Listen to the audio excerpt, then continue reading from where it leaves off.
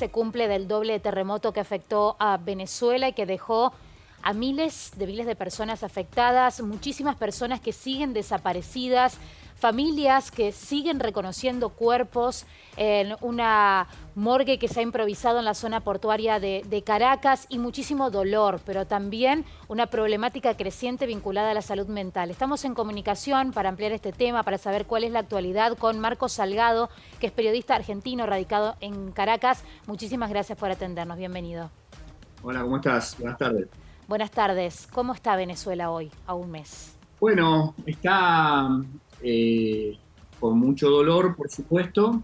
Eh, Creo que el miedo inicial va cediendo, se va acomodando en la medida que, bueno, que durante este mes no hemos tenido réplicas muy fuertes. Hubo muchas, más de 1.700 en total, desde el punto de vista técnico, pero muy pocas se percibieron, no hubo réplicas demasiado importantes, y bueno, eso va de alguna manera acomodando también o ayudando a acomodar la normalidad, especialmente en Caracas, donde las afectaciones fueron muchísimo menores que en La Guaira. En La Guaira, en el estado de La Guaira, las ciudades menos afectadas, la ciudad de La Guaira, algunas zonas de Maiquetía, dos de las ciudades más importantes del estado han ido recuperando cierta normalidad, pero por supuesto en las zonas más afectadas, Caraballeda, Macuto, Catia la Mar, todavía todo sigue al ritmo de la búsqueda de personas bajo los escombros. Esas imágenes que vemos ahí son de las primeras horas en Caracas, donde colapsaron solo 5 edificios. En La Guaira, a medida que han pasado el tiempo, siguen estas tareas de búsqueda. Ya lamentablemente no hay, desde hace varios días, ya te diría casi 10 días por lo menos, que ya no hay búsquedas en zonas activas en el sentido de que pueda haber sobrevivientes. Ya pasó demasiado tiempo. Hubo algunas versiones infladas por redes sociales, etcétera, en las últimas horas, pero lo cierto es que el número de rescatados, más de 6.000, casi 6.500, no ha variado en los últimos 15 días y oficialmente Protección Civil dice que ya no hay lugares donde se estén buscando personas con vida bajo los escombros. Sí, lo que sigue es la tarea de rescate de cuerpos, ¿no? Que también es una tarea lenta, que es una tarea que debe realizarse con mucho cuidado, porque pueden los edificios totalmente colapsados, si se ingresa con maquinaria muy pesada, puede hacer que después sea más difícil todavía recuperar cuerpos, ¿no? Pero bueno, la destrucción es muy grande, superó cualquier expectativa posible de qué tipo de sismo podía haber en Venezuela, ¿no? Especialmente en estas imágenes que vemos ahí, que son especialmente de la zona de Catia la Mar y de Caraballeda.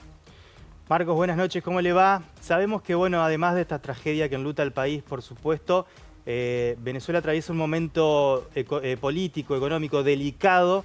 Queríamos saber si las instituciones están funcionando con normalidad en lo que respecta, por lo menos, a la asistencia de estas contingencias que se han suscitado luego de la tragedia, ¿no?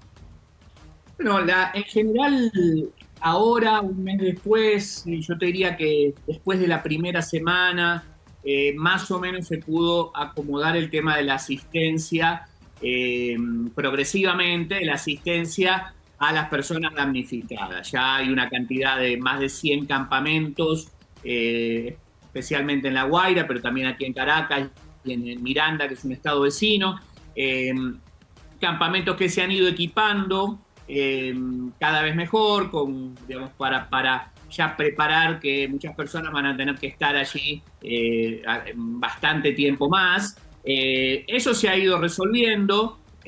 También se ha ido resolviendo el tema de la asistencia médica. No ha pasado como en otros lugares. Yo he cubierto algunas catástrofes grandes como la de Haití, por ejemplo, en el 2010, y allí sucedía que las personas seguían llegando y llegando y llegando a las asistencias, a los hospitales, incluso semanas después del sismo. Claro. Esto no ocurrió aquí. Ese tema está mucho más controlado, más estabilizado, digamos, podríamos decir, y se ha ido dando una respuesta que, por supuesto, después está la discusión de si fue todo lo que era necesario o no. Claro, todo lo que era necesario o no, si lo vemos en función de la magnitud del desastre. Claro.